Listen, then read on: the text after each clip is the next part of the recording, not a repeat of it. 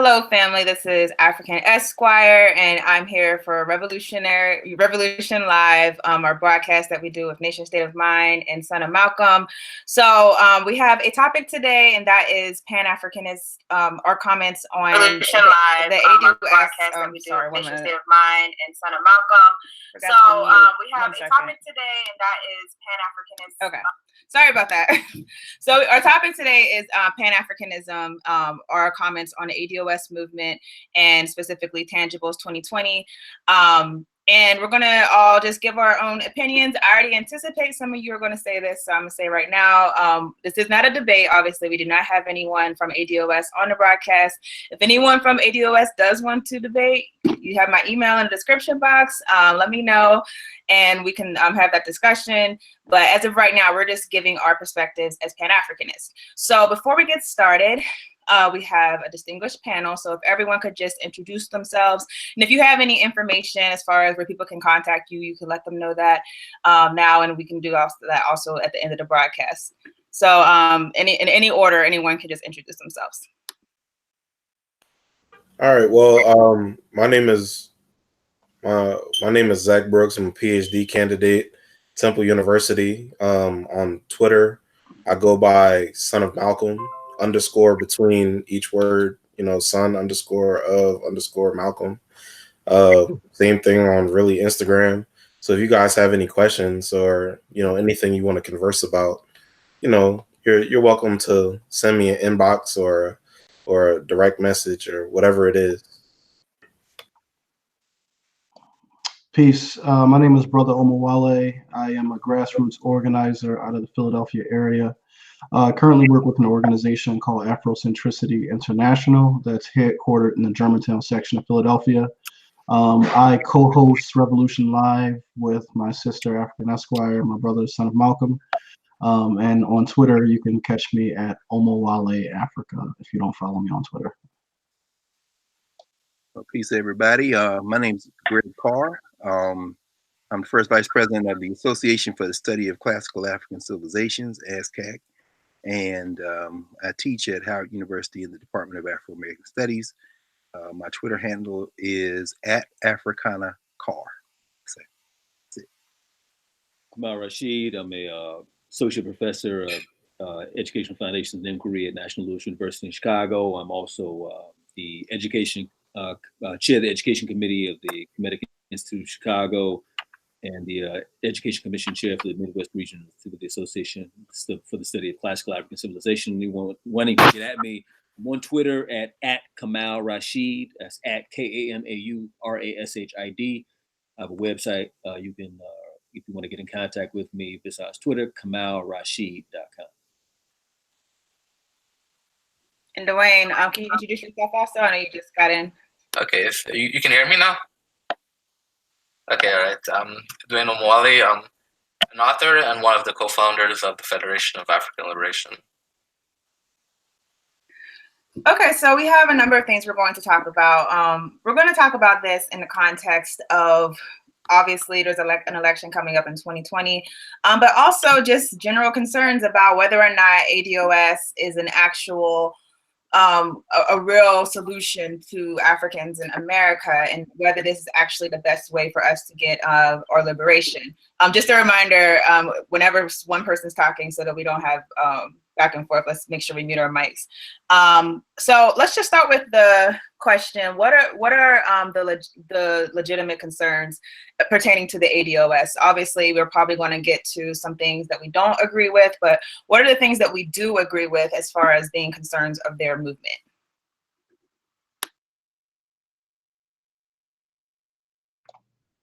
Well, I mean, for me personally, I do believe that they have some significant legitimate concerns. First and foremost, I believe that this movement is responding to willful or benign neglect, 40 or 50 years of it from the Democratic Party, where the Black community has basically turned out in droves election after election to vote for the Democratic ticket without any of our needs being met. So in that regard, I do think that that is a legitimate claim.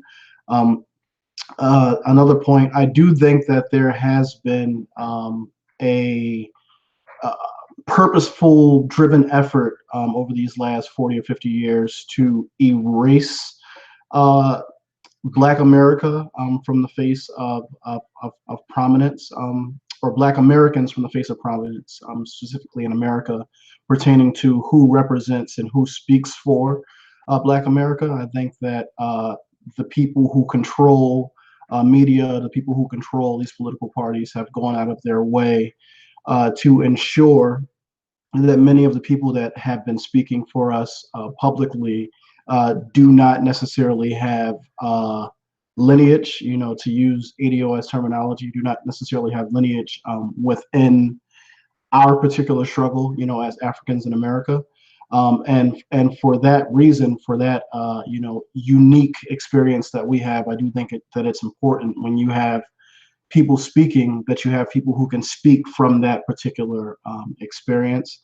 And then last but not least, I think that this movement is really making an attempt to correct where the civil rights movement went wrong. One of my critiques of this movement, as a person who's a nationalist, I believe that this movement is just a form of radical integration.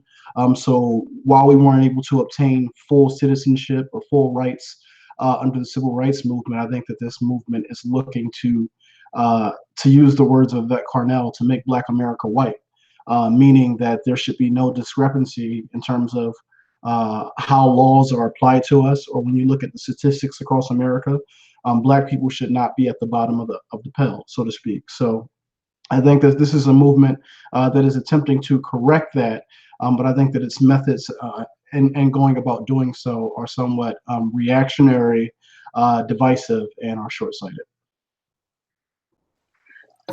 So as far as the reaction from the 2010 election, or whatever, where Hillary Clinton was elected, we know that a lot of this is the reaction from, as you said, the benign neglect from the Democratic Party. Is this the right way to go about it? Or, I mean, how do we think the reaction has actually shown any promise as far as getting the Democratic Party to actually represent the concerns of African people in America? Well, I mean, if you're asking me personally, I see, and I know that some of my co-panelists may disagree, but I see both the Democratic and the Republican Party as illegitimate. In fact, I see the electoral process in America as illegitimate. So the perspective that I often take is, I believe that once Black people as a collective recognize that electoral politics are not the proper avenue for us to arbitrate or to access power, I think that we'll move away from that particular medium and take a step closer towards self-determination. So I don't necessarily think that the radical language or the demands that are being made of the Democratic Party or of the establishment are going to bear any fruit.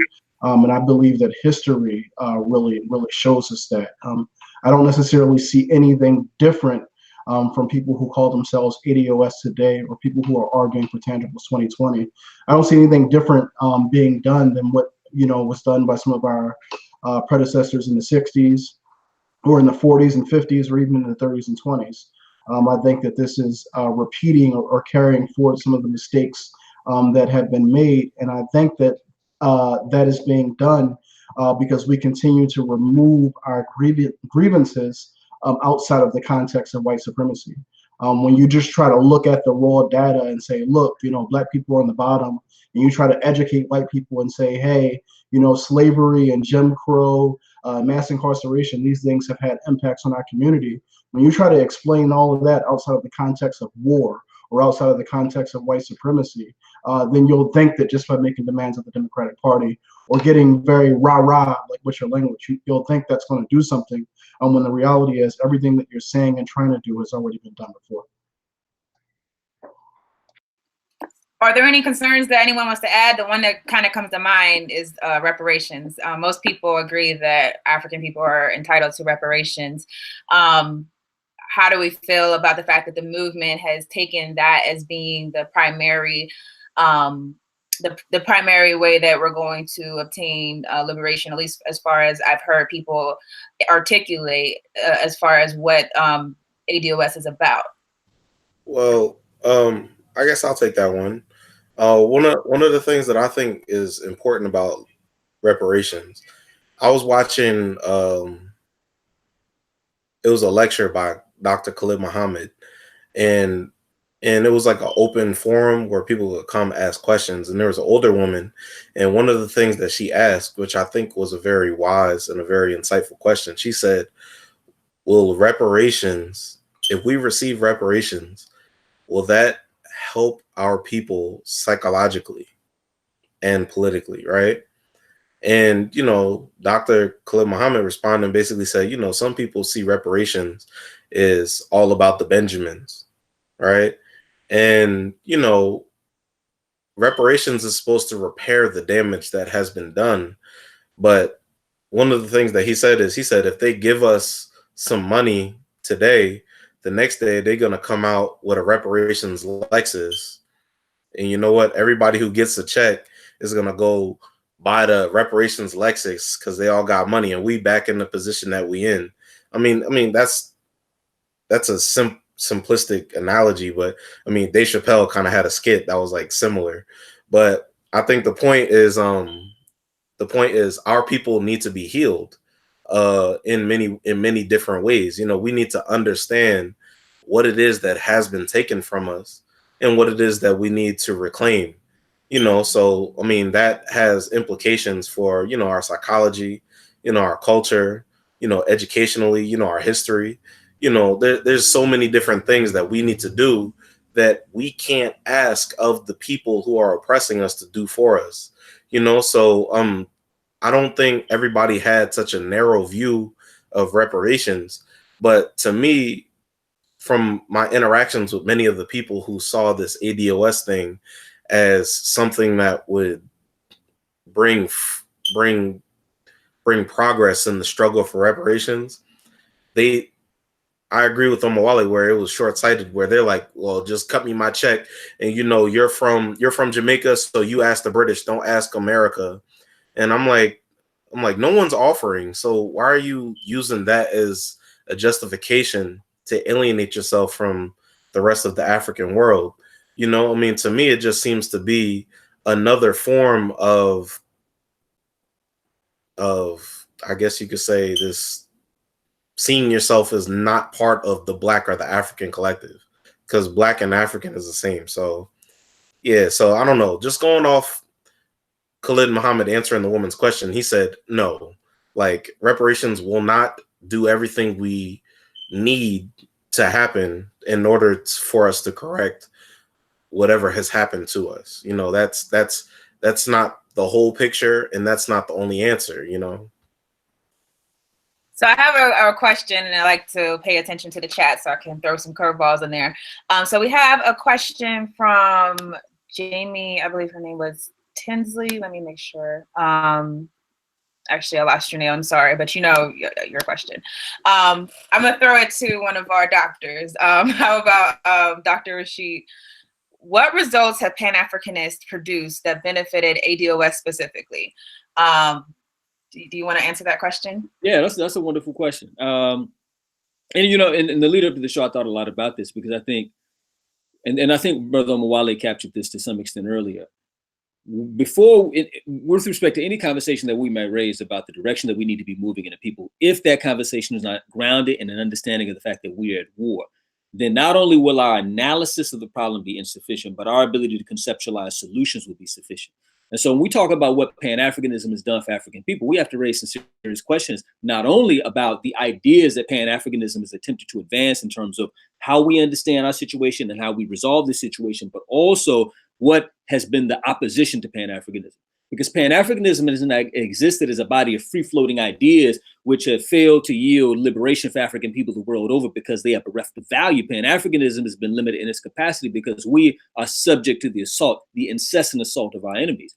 And so if we are not cognizant of this historical continuum, then we will engage in profoundly superficial analyses. So what Pan-Africanism has done, and when we look at in the Garvey movement, right? And this is the largest movement that African people have created, certainly not just in this country, but around the world. When we look at the institutional framework, one of the things that the Garvey movement demonstrated was that any plan for liberation cannot be born of ideology alone, but it has to be born of a communal infrastructure which enables that movement to sustain itself. When we look at the ideas around not just our isolated, not just the importance of our isolated struggles in America or in Guyana or in Ghana or in Nigeria, but this idea that all these struggles are not only interconnected, but in fact are entangled. This is an idea that is born of Pan-Africanism. When we look at even though we have yet to reach the point of a united Africa in a very viable sense, something consistent with the visions of people like Garvey and Nkrumah, we see the seeds of that, of the potentiality of that in terms of these regional frameworks, not only what we have in Africa, like the East Africa Organization, the ECOWAS, and what they could potentially become, but even in terms of CARICOM. So Pan-Africanism has actually delivered a range of relevant models in terms of how we think about our connections to African people politically, economically, culturally. But we also have to temper whatever criticism we have about Pan-Africanism relative to the assault, that we have been, under siege, that we are not engaging in a context. In fact, there's no African leader that we can point to who has existed in this world over the course of the last 4 centuries who has sought to advance ideas consistent with improving the lot of African people, who has not also had to deal with the assault of the enemy. And so if we are not willing to subject our criticism of Pan-Africanism or any other, nationalist discourse or Pan-Africanist discourse to that type of analysis, we will not understand why we're in the situation that we're in. Dr. Carr, you want to follow up with that? Well, can y'all see me? Because I can't see it. I'm on?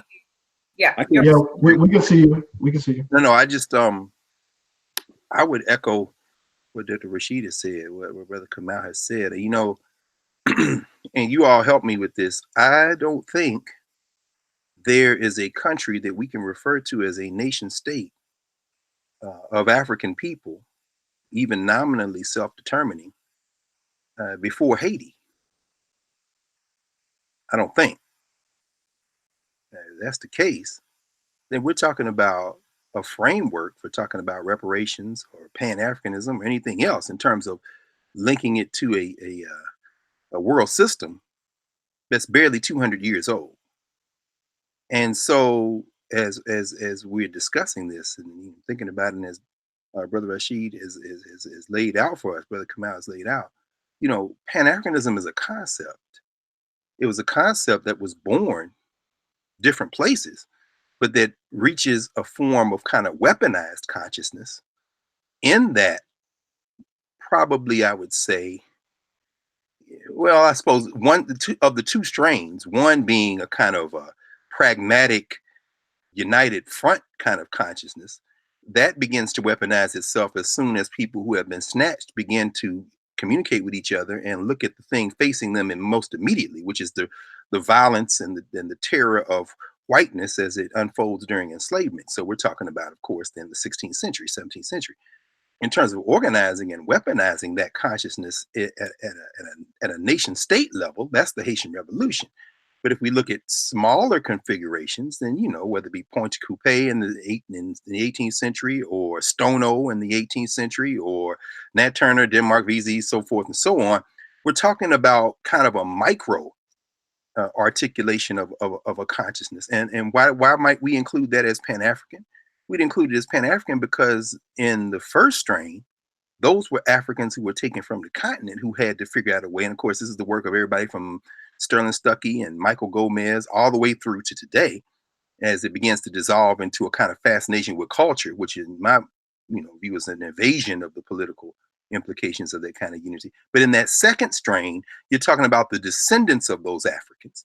Paul Cuffey is not from Africa directly, but his desire to link to Africa is born of a consciousness that is created in the Western Hemisphere. And that consciousness is Blackness. So when I think about ADOS, asking that question, what has Pan-Africanism created? Well, the first thing it created was the consciousness that ADOS is using at its point of departure. There would be no Blackness if it weren't for Pan-African consciousness, because there were no African countries that saw themselves as nation states in the modern sense of the word, which leads me to the other issue that has been being discussed. So I won't belabor this, but I I just add this, reparations is an interesting concept. Reparations presumes a framework for demand, a framework for articulating a demand, and then a framework for receiving that demand, or a framework for, not only voicing it, which is very important. So I might disagree with my friend and brother, the late Khalid Muhammad, who I got a chance to spend time with. I would say there is a psychological dimension. I echo what Randall Robinson has written. Just making that demand is a declaration of humanity that we stand in, whether we ever get it or not. What we've said is, you people are less than human if you don't respond to this, and we already know you are, but now the whole world will find out. So there is a psychological, emotional dimension to it, whether we get it or not. But the important thing to remember, it seems to me, and this is where ADOS can ask, what has Pan-Africanism done directly in terms of material benefit, political, economic benefit? It has been the declaration that African people are connected and will exact a price for the mistreatment or the oppression of Africans anywhere in the world that had a direct impact on the life chances of Africans in this country. And we have no farther back to look than certainly the second half of the 20th century. We go back to the Civil War and talk about the French and the English sitting out the Civil War, in part because they didn't know which side was going to win, and they could just as easily ship stuff out of Charleston, South Carolina, than they could out of New York. And then when Africans, kind of flipped the scales, they then began to weigh in on the Union. But we won't even go back that far. Let's just go back to the 1950s and 60s. After World War II, as African colonialism began to recede in the face of continental African pressure, and as we heard Dr. Rashid talk about CARICOM, as you see the Federation of Caribbean States begin to push against colonialism, and the Soviet Union and China began to turn toward those countries, those emerging countries, and say to them, you don't need to listen to the United States, because look at how they treat the Negro. And then you hear Kwame Nkrumah at the UN, you hear Fidel Castro at the UN, you see Cheddi Jagan coming out of Guyana, you see Eric Williams, who spent time here in DC at Howard University, coming out of Trinidad and Tobago, beginning to raise questions of the treatment of Africans in this country. And then you see people like William Patterson, who folks that come from the Caribbean, who's out on the West Coast, joins forces with Du Bois and Paul Robeson, S.E. Robeson, Shirley Graham Du Bois, and they filed in 1951, we charge genocide, wanting to take the United States up to the United Nations, a cry that Malcolm X, of course, about 10, 12 years later, would begin to raise for himself 13 years later. What you see is the United States begins to alter its domestic policy in the fear that some type of Pan-African coalition could ultimately undermine their efforts in their Cold War with the Soviet Union and ultimately China. That's where everything from Brown versus Board of Education to the Civil Rights Act of 1964, the Voting Rights Act of 1965. And we know that Democrats and the Republicans are both the party of capital, to echo what, my brother Omawali has said. But we also know that there's no such thing as absolutism in politics. And ultimately, against that Pan-African internationalist pressure, or at least the threat of it, you see two things happen in conclusion. Number one, the United States, under Republican and Democratic administrations, begins to undermine those emerging African countries who are speaking in terms of Pan-Africanism. It is Eisenhower that basically puts the hit on Patrice Lumumba. It's John Kennedy comes in and says, well, maybe we should let him live, but he needs to be out of power. But it was too late. By then, they had put the hit was emergent. And then, of course, Nkrumah and so forth and so on. So that's one thing. And the second thing, finally, is you see Africans in this country, whether it be Martin Luther King going to Ghana in 1957, whether it be Adam Clayton Powell a couple of years before going to Bandung trying to sell out American stuff, but they weren't trying to hear it, or Malcolm X in 1964 going to Cairo to the Organization of African Unity. You see them use that international threat against the political weaponry in the United States. And what does that result in? Well, that results in the type of ability we have now, even though it's nominal, freedom of movement, still fighting police terror and state violence, but still to even have this conversation is a direct result of the advances we have made. And those advances weren't domestic advances alone. They were in an international context, and Pan-Africanism played a fundamental role in this, Joe. Okay, just to stop for one moment, I know we have a new guest that just entered. I believe I know you from Twitter as Ghetto Intellectual, correct? Or right, Brother Shabazz, that's right.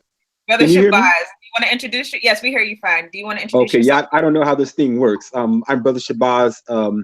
independent scholar. I research Africa and the African diaspora, and I'm glad to join the conversation.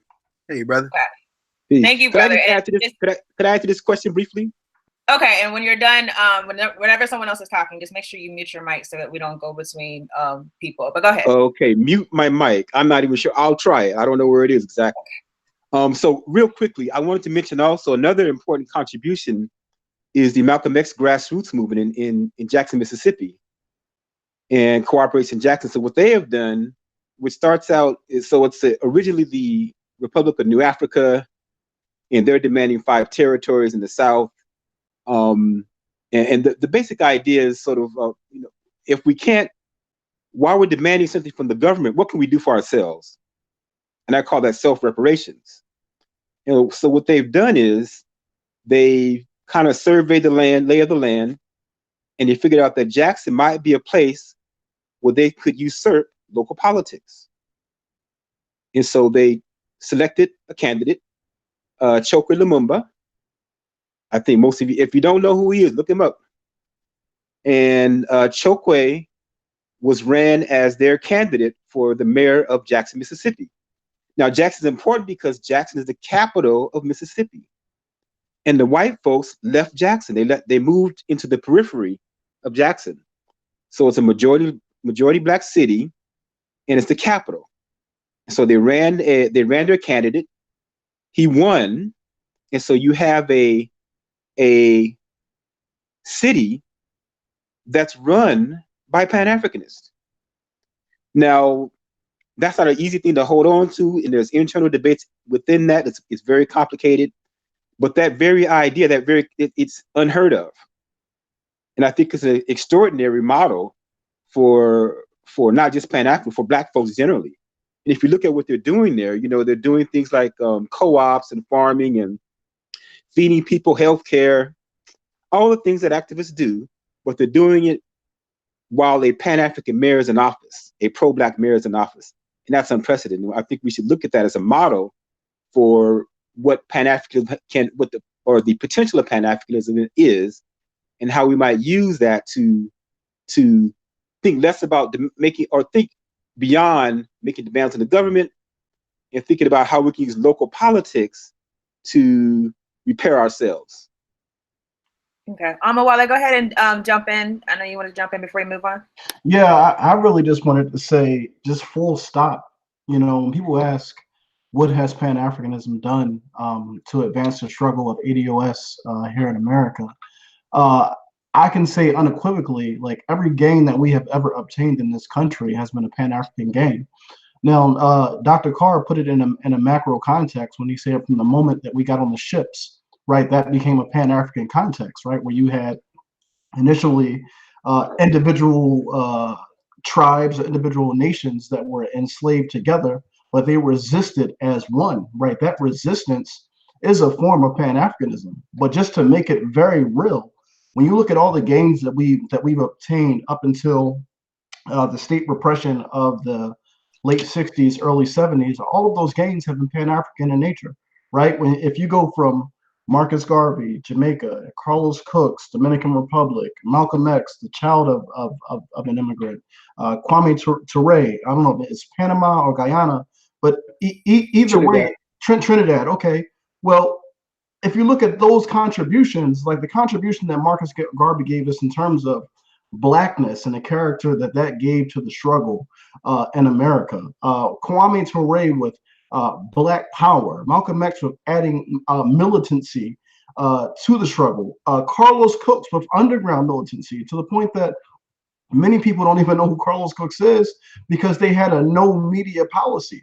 But when you come forward to like the late 60s, early 70s, the Black Liberation Army has to be influenced by like the militancy of a Carlos Cooks.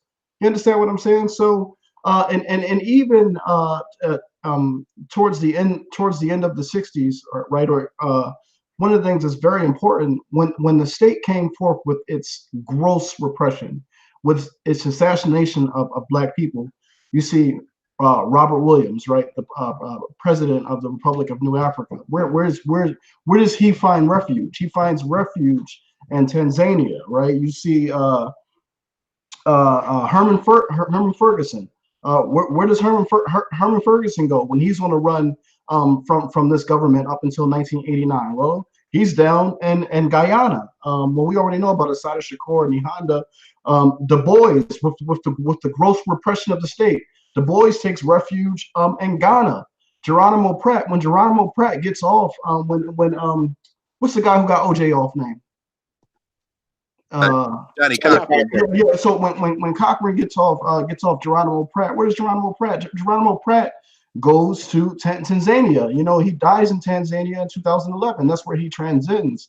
So when you remove our struggle as Black people in America from an international context and from a Pan-African context, then it's ahistorical, because you cannot take the give and take of how America is responding to what's happening internationally and how that's also shaping what's happening here domestically. Like, the two go hand in hand, and that in and of itself is Pan-Africanism. So I would argue to say that we've gotten no gains that we have gotten, period, have come outside of a Pan-African context, and I'll debate anybody on that. And I just want to add, people, you have to look at this question of what tangible things has come from Pan-Africanism. You have to look at it two ways. One, very tangible things have come just by way of, if you look at the influence of Marcus Garvey, the most prominent leader of the African experience in America.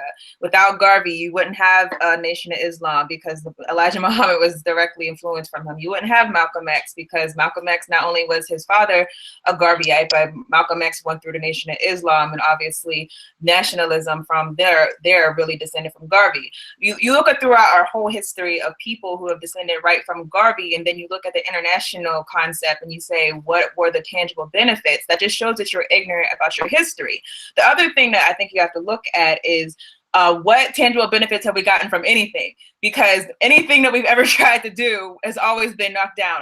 And people say, well, reparations, that's what's going to be our saving grace. You forget that we have had reparations promised to us in the past. If you look at what happened, for example, after the Civil War, Black people were promised lots of reparations. If you had never heard of 40 acres and a mule, that was a promise of reparations. There was a promise from the Freedmen's Bureau that we would get reparations through that. So nothing has brought us liberation at this point. Nothing has given us tangible benefits. So I would say to people who ask those questions, ask those same questions about the ADOS movement, or ask those same questions about other movements. Ask those same questions about integration. What tangible benefits has integration given us? Yeah, we know we've gotten some, but we know that overall we're still in the same condition that we were in prior to movements of integration. So the fact that, and I've heard this said over and over again on my channel, I've heard it on Yvette's channel, I've heard it all over. And the fact is, if you're going to raise that criticism of Pan-Africanism, but you're not going to raise it of any other movement, that just shows that you already have a predisposition to basically attack Pan-Africanism. So we're going to move on because we're on this question for a long time. But Dwayne, if you can start talking about what are the critiques and the misrepresentations that the ADOS movement has been making about Pan-Africanism. I think this question kind of led us into that. What are some other misrepresentations that you have noticed? A lot, really. I mean, I would argue most of what I've seen coming out of this ADOS movement has been based on misrepresentations. The biggest misrepresentation is just this idea that Pan-Africanism has never produced anything tangible. When you look at our history, you can't name a significant leader in our history that didn't have some kind of Pan-African or internationalist ideology. And another big misconception that I deal with a lot is this idea that Pan-Africanism is one-sided and that only African Americans care about Pan-Africanism, and that some people have even been saying African Americans are the sole pioneers of Pan-Africanism.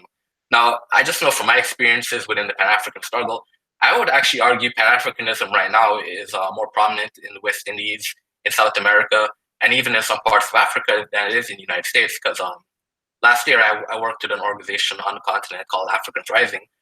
Africans Rising organized African Liberation Day events in over 40 countries around the world. So when people say, only African Americans, seem to care about Pan-Africanism, well, I'm working with organizations on the continent that are organizing,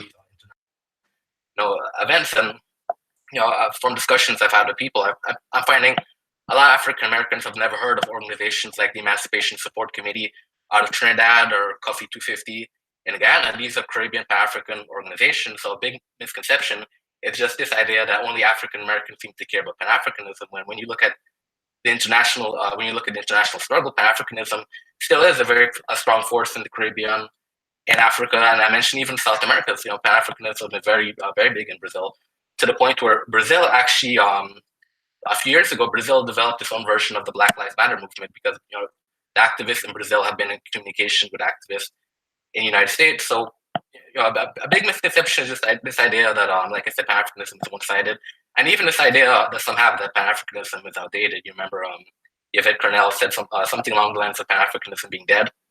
But like I said, I'm still working with Pan-African organizations on the continent, so it's not like Pan-Africanism is dead and something that happened in the '60s and there's no active Pan-African organizations now.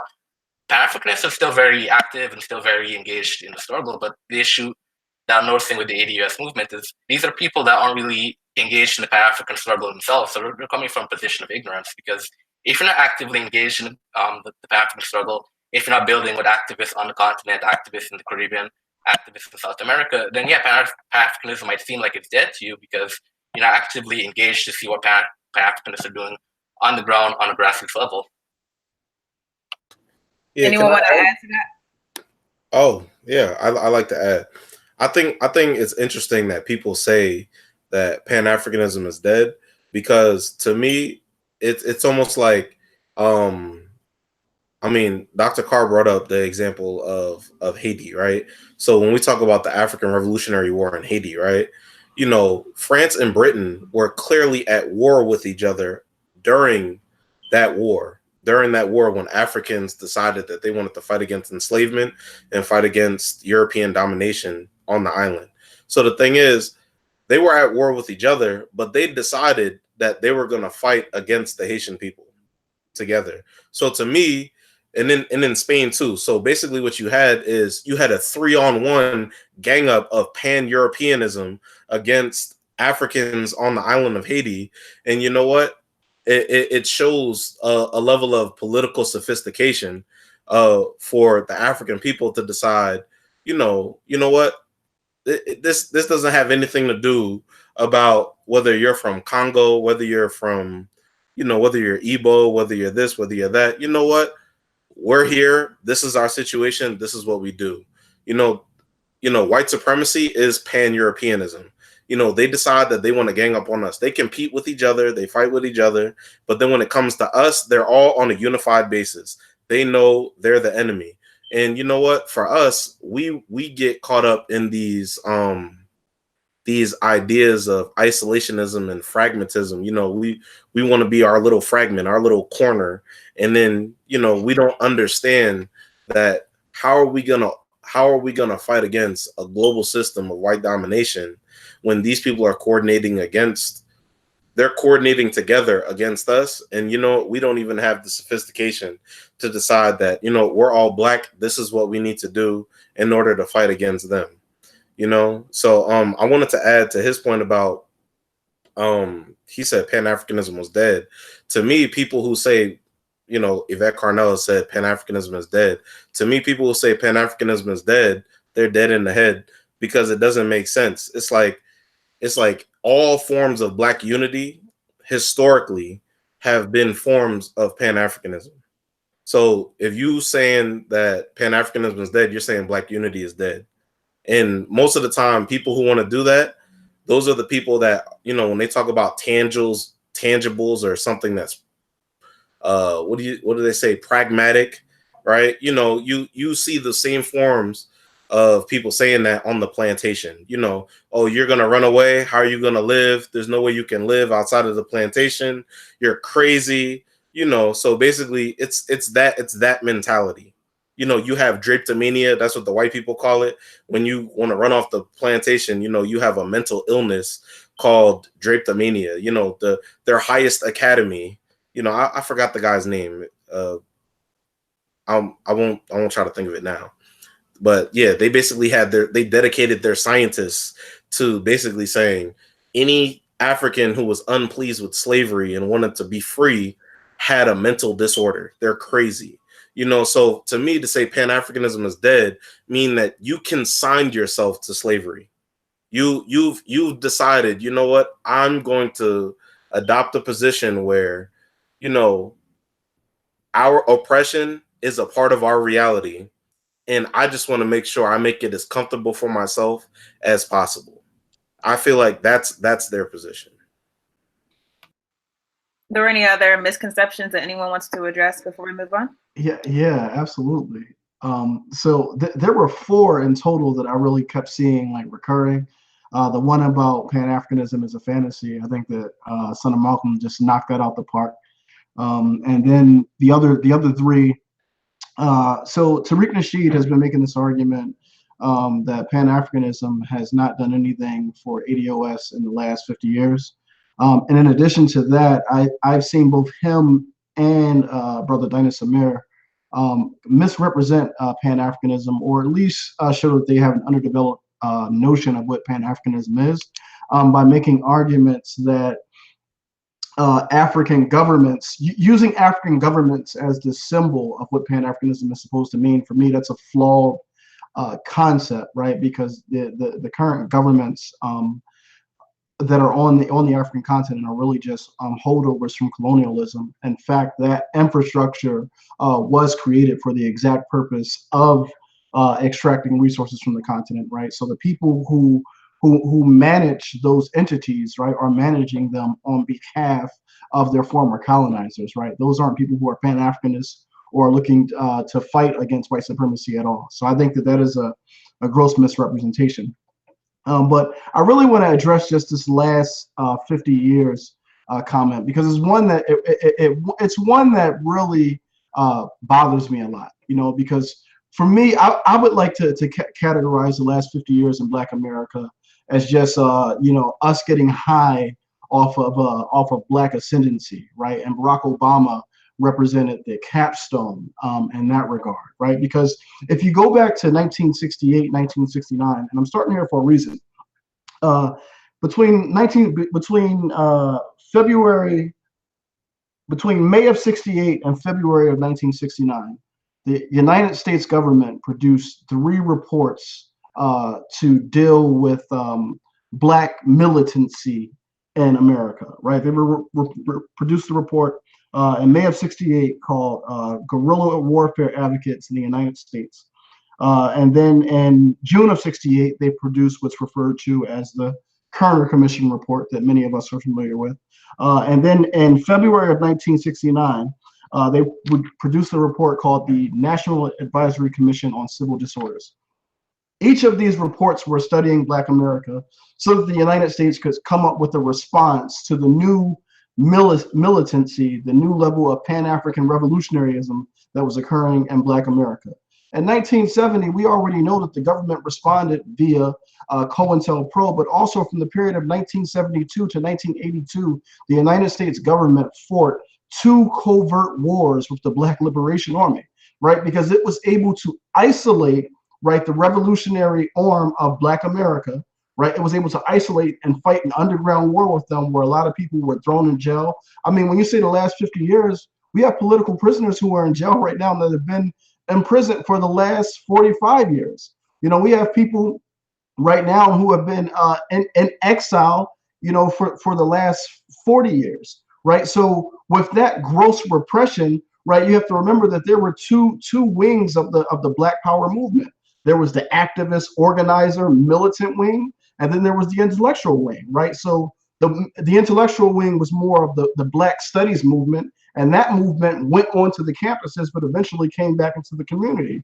That movement reached its high watermark between like the period of 1988 and 1994, before it was grossly attacked by the administration, right? Before these scholars were basically, you can do the history on your own. The point that I'm trying to make here is that last part of the movement, right? Those scholars who went onto the campuses, those scholars who developed Black studies and then African-centered thought and Afrocentric thought, what we are doing now as Pan-Africanists in the community is now we are basically taking those ideas and we are operationalizing them. We're institutionalizing them. So we are building, but the only work that's been done over this last 50-year period has been work that has been Pan-African in nature, right? So to deny that, I think that it's an injustice, and especially for Tariq, because this isn't a dig at Tariq, but in terms of independent Black media, he's the #1 voice in Black America right now.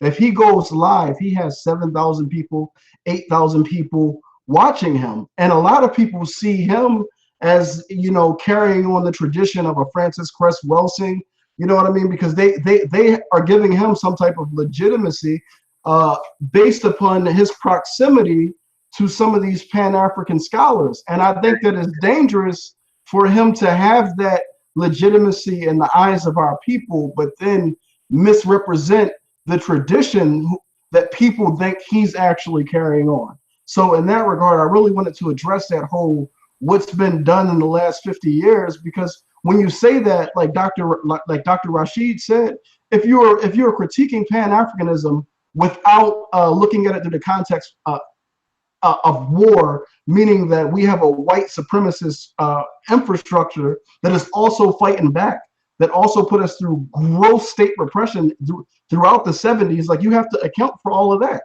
So right now you have a nascent movement developing on the ground, a movement that I'm a part of, right? Because the major difference, and I'm gonna stop here because I'm monopolizing right now, I'm sorry, but I'm gonna stop. The major difference between ADOS, the hashtag, and true Pan-Africanist or Black Power formations is organizations, right? Everybody on this line right now is a member or a leader in some type of organization that's working to actually institutionalize the thought. There are no ADOS organizations, right? Because they don't have a long, protracted view of this war. They're only concerned with from 2016 to 2018. It's like when you look at a football field and they got the chains out, that the 10-yard chain they bring out, that's their 10-yard chain. They can't see beyond the 2020 election, and they can't see no further than the 2016 election. And as Pan-Africanists, we believe that the further you can see back, that means the further you can see forward. So that's why we're saying, hey, what y'all doing is reactionary, it's ahistorical, and it's leading us down a road that's a dead end. So I'm gonna stop there. And I'm happy you brought up Tariq and also Brother Dinas. I mean, why is it that it seems like so many people who were Pan-Africanists, or people who said they were Pan-Africanists, because my understanding of Pan-Africanism, I'm realizing through this ADOS movement, is very different from a lot of people's understanding of Pan-Africanism. But why does it seem like so many people who at one time would have aligned themselves with the continent of Africa are so quick to jump ship and completely, you know, bash something that they used to identify with to some degree? Does anyone have any comments on that? I think they clout chasing. I mean, to keep it simple, I mean, what it is they see something popular, so they hop on it. You know, for them, it was like, I mean, the way I see it is, it's very easy to say, it's very easy to call yourself something. It takes more work and dedication to actually put a ground under yourself, a foundation under yourself, and actually learn what it is that what it is that emerged, whatever this idea, this identity came from. You know, so for people who understand Pan-Africanism, a lot of the time, I'm thinking about myself personally. I didn't call myself a Pan-Africanist until, I mean, I don't call myself anything. To me, I studied history. And after I studied history, that's when I decided that I wanted to lean towards an ideology, because I saw the benefits or how an ideology enhanced certain politics that I thought were constructive for Black people. A lot of the time people choose their ideology before they even understand what it is that the problems are. You know what I mean? They like, oh, I like that one person who said this, so you know what? I'm hopping on this. You know, so, you know, oh, Malcolm X said he was this, so you know what? I'm this too. You know, that's too simplistic. And I think people like Tariq, for example, Tariq Nasheed, I think he makes very constructive things. Like that 1804 documentary was great. Like those Hidden Colors documentaries, like I think those are very, very constructive. I think they're great. But I think for him, I don't know him personally, But from what I've seen, it seems to me that he's more interested in the response that he can elicit from a big crowd and how he can retain popularity more so than how he can actually constructively contribute to, as Omowale said, a protracted struggle, you know?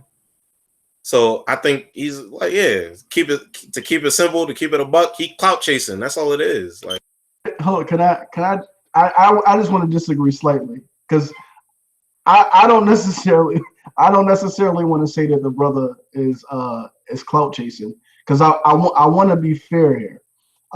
If you the first time I've ever seen Tariq Nasheed speak was in 2016. I think it was April of 2016. He was on the Breakfast Club promoting his Hidden Colors 4. Prior to that, I never even had heard of Hidden Colors. But if you go back to that interview, you will see in some regard he has been very consistent in terms of his position. His position being Black people need to apply pressure to the Democratic establishment for tangible gains. I don't think that he is a Johnny come lately in that regard, but I do think that he has fallen trap to some of the negative dialogue that's happening online. For instance, we can't have this conversation about ADOS tribalism without acknowledging that on social media right now, there are a lot of our brothers and sisters who are from the continent, who are from the Caribbeans, who are very disrespectful to Black Americans and very disrespectful to that Black American lineage. So Tariq, and this is my view, I see him as someone who's responding to that, but he isn't responding to it in a way that acknowledges it as ignorance and acknowledges the fact that just like they got coons, we got coons. He's responding to it in the way that's like, well, I watched his Pan-Africanism live stream when he was like, well, if y'all gonna be gang, we gonna be gang. And for me, as a Pan-Africanist, that's not the way that you respond to ignorance, right? Because you see it, you see it for what it is, and you also understand that all of the elements that are impacting that African population also impacts the African population right here in America. There is no difference. And when you understand that, that's when you say, okay, well, you're going to have your revolutionaries, you're going to have your leaders in this population, and you're going to have your coons in this population. And I think that that's the problem. I think that it's dishonest to take the coons from Africa or the coons from the Caribbean and make those people the representation of what that population looks like. And I think that that is doing harm to Pan-Africanism. So I don't want to say that he's clout chasing, because I think that that simplifies it, but I do think that sometimes he does fall victim to the noise that's coming from the peanut gallery or his audience, because his audience is massive. Dwayne, you want to follow up with? Well, hold on, we got to get to our other guests. Dwayne, you want to follow up about Dynas? Yeah, I just want to say quickly about the Dynas and Pan-Africanism. I think what's happening with him is what I've noticed with a lot of people that call themselves Pan-Africanists, is that in their understanding of Pan-Africanism, they don't look at Pan-Africanism as being a political struggle. So, for example, the first time I met Dynas, I was actually on his show to discuss protests that were taking place in Togo. And, protests went on for a while, and I realized Dynas said he didn't really know much about the political situation in Togo. He said he'd gone to Togo. His perception of the country was very peaceful. He commented on how big the airport was, but Dynas didn't really seem to know what was going on politically in Togo. And then one of the videos he did recently about ADOS and Pan-Africanism, he mentioned the Gambia, and at no point in his discussion about the Gambia did he mention the political situation there, about the recent struggle against dictatorship in the Gambia.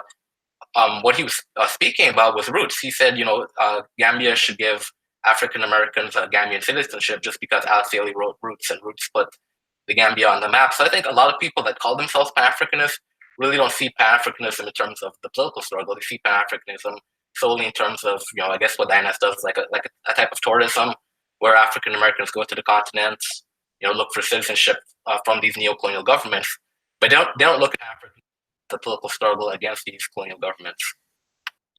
Okay, so I think we should move on. Dr. Rashid, what are the key differences between a Pan-African identity and colonial nativist identity?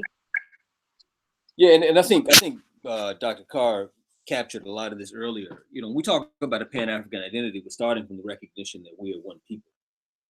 That the variations in terms of where we are located, the variations in terms of, you know, superficial expressions of culture, that these things do not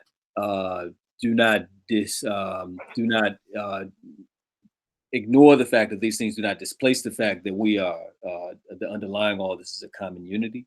One of the things, and this is, you know, one of the things that troubles me a lot about not only the ADOS piece, but a lot of the discourses, which gain a lot of traction among many Black folks who may be insufficiently discerning in terms of the implications of these ideas, is this discourse of atomization. In fact, I find that people seem to be particularly susceptible to atomistic discourses. When I'm talking about atomistic discourses, I'm talking about discourses that seek to divide people, to reduce people. Atoms, you know, is the smallest measurable unit of matter, right? And then many discourses would seem to be focused on this idea of reducing people, reducing very broad communities of people down to very, very, very, very minute elements, wherein we fail to see the things that connect us because we're so focused on what is distinct from us. And I think Pan-African is from a Pan-African discourse. The question has been, what are the things that we share? Certainly we have a shared historical experience in terms of the Ma'afa. Certainly we have a shared historical experience in terms of having a common enemy. Certainly we have a shared historical experience in terms of our cultural expression, whether it's our spirituality, or our fighting arts, or our dance, or our music, and so on. And also we have a shared destiny. And I think to the points that were made earlier, we really can't sufficiently understand our struggle without understanding the extent to which those types of understanding have informed our work going forward. And the last thing I'll say, which is this is with respect to the point that was made earlier, and I think Brother Zach was the one that made the point. The thing that I think that we have to deal with, and I think Brother Mwali made this point also, when we talk about Pan-Africanism, we're talking about a discourse which has been mediated by very specific movements, by institutions, by organizations, by formations which have a history in our community stretching back a century or more. We are not talking about a hashtag. We're not talking about an idea which has been germinated from YouTube videos. We're talking about something which has grown out of the fertile soil of our struggle for liberation. To me, that provides a very simple basis of discernment. Are we engaging, or are we imbibing ideas which emerge out of our struggle, which have the capacity to liberate us because they do the thing which Dr. Anderson Thompson talks about? They provide African people with a grand vision of the future. Or are we engaging in atomistic discourses, which probably can do little more than subdivide us into units which are insufficient to take on the daunting challenges that confront us as a people? Dr. Carr, can you speak on this also, the differences between a Pan-Africanist identity versus a colonial or nativist identity? Yes, I think ADOS has articulated a vision that binds it closer to the white people who live in this country than to Africans who live other places. I think that's been very clear. I respect that. I acknowledge it. I don't agree with it, but I think it falls very firmly within the tradition of Africans in this country who have seen our best chances of advancement in fighting / negotiating with the political structure we find ourselves in. Think about Paul Robeson, of course, who, as Sterling Stuckey wrote in his dissertation, takes a line from Robeson who says, "I want to be African." Paul Robeson was very clear, but he was also clear before the House Un-American Activities Committee in the early 1950s when they brought him, I guess it was 51, they brought him before HUAC, and he said, you know, my grandfather helped build this country, and none of you fascist-minded people will drive me from it. Do you hear me? Those can be seen as contradictory statements, but in fact they aren't. And I think that our friends in the ADOS movement would do well to study Paul Robeson and perhaps even look at that moment in his life, because Paul Robeson was prevented. Paul and Eslander Robeson and Shirley and Graham and W.B. Du Bois were prevented from leaving this country because their passports were taken. Now, I'm sure an ADOS advocate would say, well, see, that's why we have to fight for what we need here. And the Pan-Africans would say, yes, and that's why we need to have that fight in a larger international context. These things really aren't at odds, in other words. I was in Kansas City last weekend with the National Black United Front. They were honoring their founding elders on the occasion of the 40th anniversary of the organization. And a sister flew in from Tanzania, Mama Charlotte O'Neill, Mama C. She and her husband Pete. Now Pete's still in Tanzania, in part because coming out of the, as we heard Brother Omwali talk about the Black Panthers, the Black Power struggle, we have Africans who can't return to the United States. And we have Africans who can go back and forth between the United States and here. One of them being the son of Jackie Robinson, who had a thriving coffee business in East Africa as a result. And now his father, of course, was brought in to critique Paul Robeson at that very same House Un-American Activities conversation. And when they went to Paul Robeson and said, you know, what do you think about Jackie Robinson saying you shouldn't critique America that way because they allowed you to earn a living and you should be grateful? Paul Robeson said, you're not going to get me to talk bad about Jackie Robinson. You forced him to do that. And just before he died, Jack Roosevelt Robinson wrote in the book that was published posthumously in 1972, I Never Had It Made, he said, one of my great regrets is I let this country use me against Paul Robeson. I think that the difference between these two identities is less a function of ideology and philosophy, and more, and I want to echo what Brother Zach said, and also Brother Omwali when it comes to our brother Tariq Nasheed. It's less an argument and a difference in ideology, and much more, I think, a function of the deep, the turn from intellectual work that has been caused by the disruptions of everything from technology to the function of just a terrible education system. And now we have a forum, social media, and we're on it now, of course, where everybody can talk all the time. That creates something that we've never had before. These are the arguments that used to be had in around Jimmy and Grace Lee Boggs' kitchen table in Detroit as they're trying to hash out these ideological conversations. But imagine if James and Grace Lee Boggs and CLR James and our dear brother who still walks the earth there in Philadelphia, the great Max Stanford or Muhammad Ahmad, imagine, and Robert Williams, of course, imagine if Mabel Williams, imagine if they had to have this conversation instead of in these small places where they are building and organizing, to the point you raised, brother. Organization is the key. Imagine if they had it on Twitter with hashtags. With all due respect to Yvette Carnell and Tariq Nasheed and everybody else, a little less time on social media and a lot more time in the books and sitting with people and thinking and building in community. So I don't know that these differences are real differences. I think that they are more, and it comes back, I don't know, like say, Brother Zach, the cloud chasing, but something you said, Brother Dwayne, I thought was very interesting. Ignorance.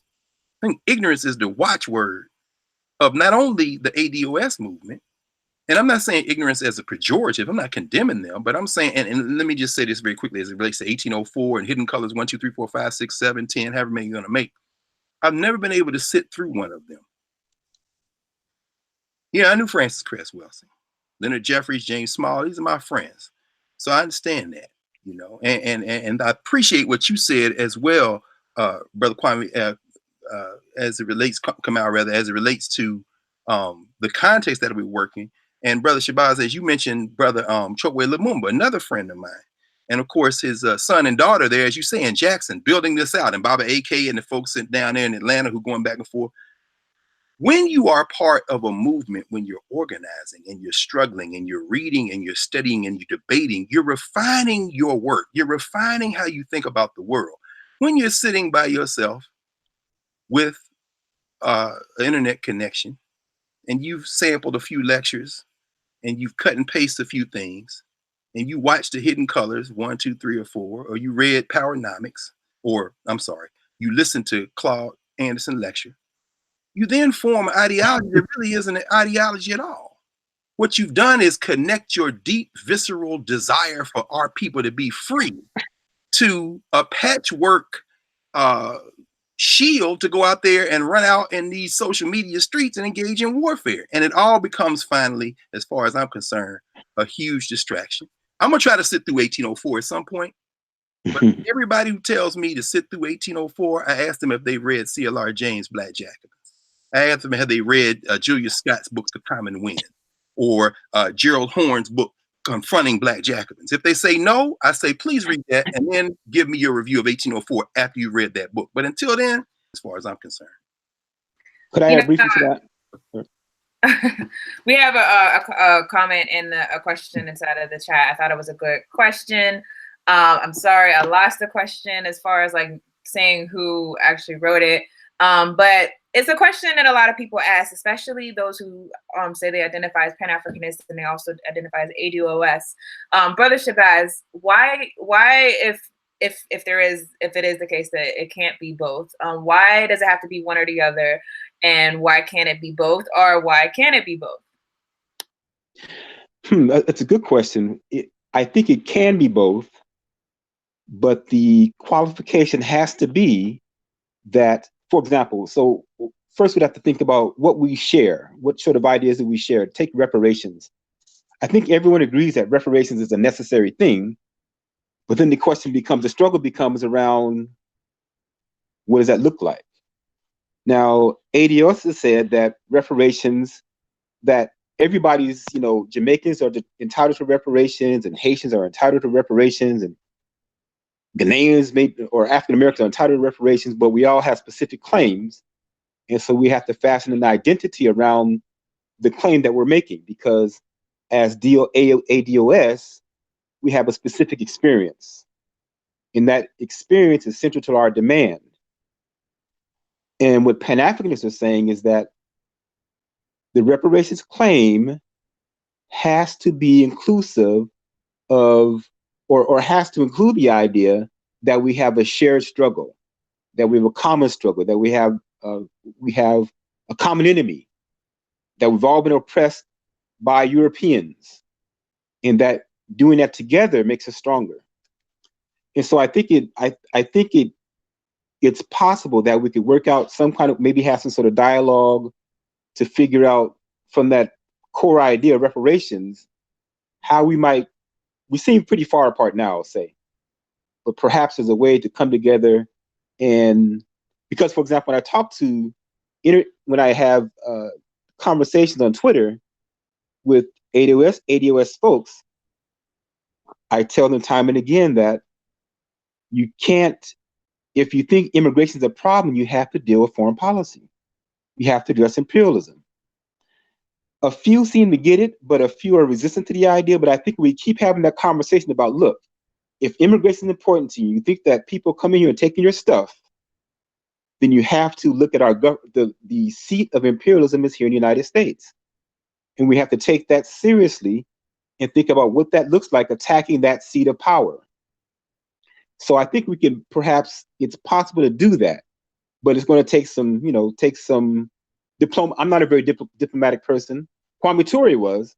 So maybe if we look, follow his model, figure out who among us are more diplomatic about this and come together, we probably could. Anyone else want to jump in on this question? Okay, I had another question I thought was good from Brother Jamal Brewer.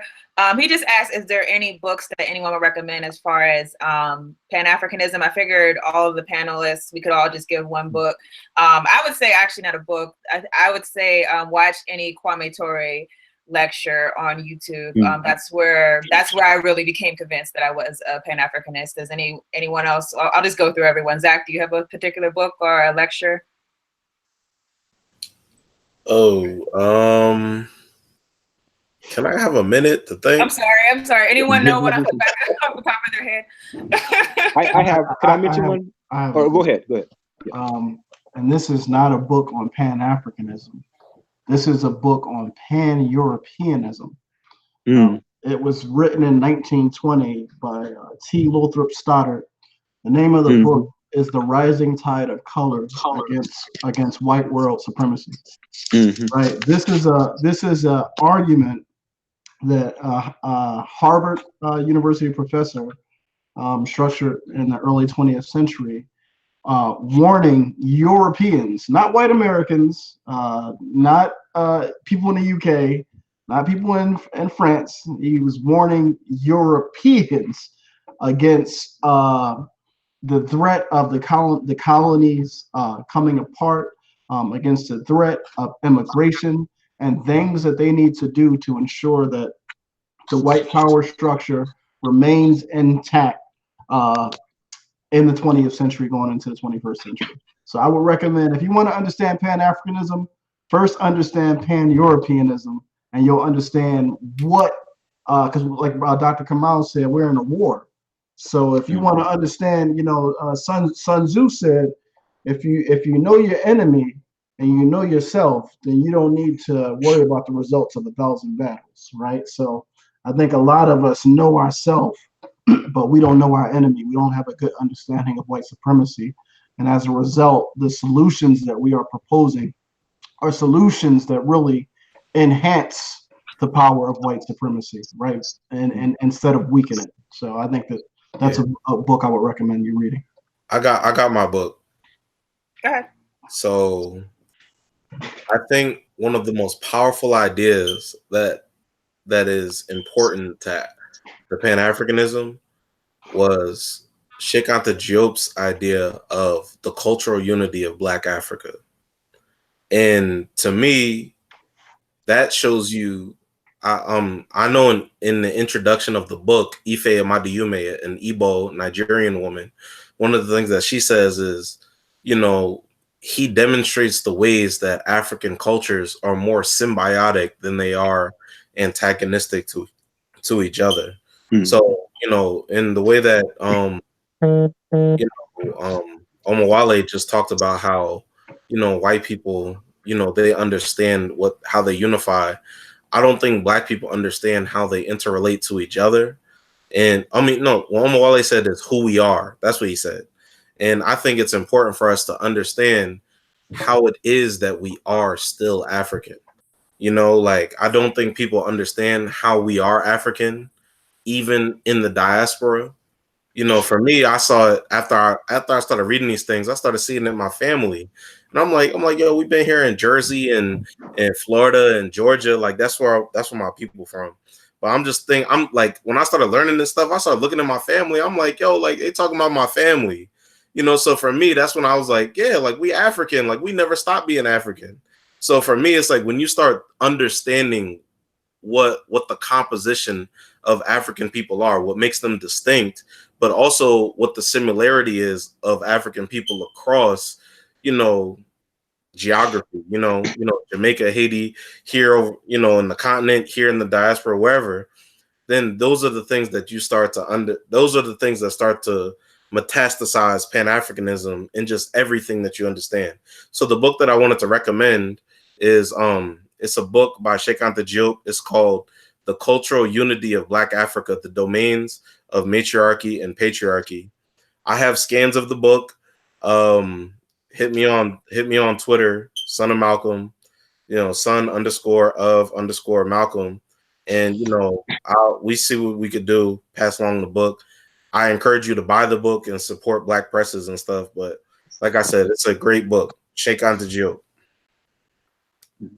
Any other recommendations for people, from anyone?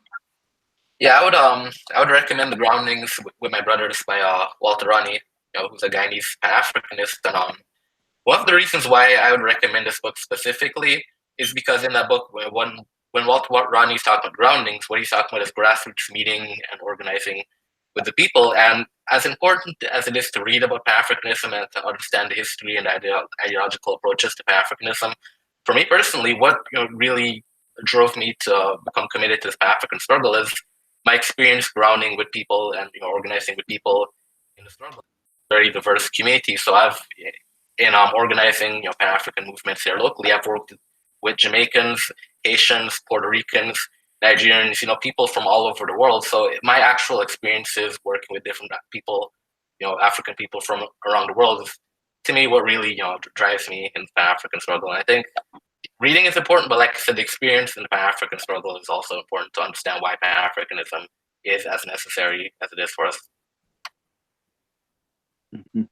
Yeah, I would just add, that's a good access, a good segue, Dwayne. I don't think the two are, well, we know the two aren't mutually exclusive, but we usually pay lip service to that. Reading has a very specific function. It fosters being contemplative.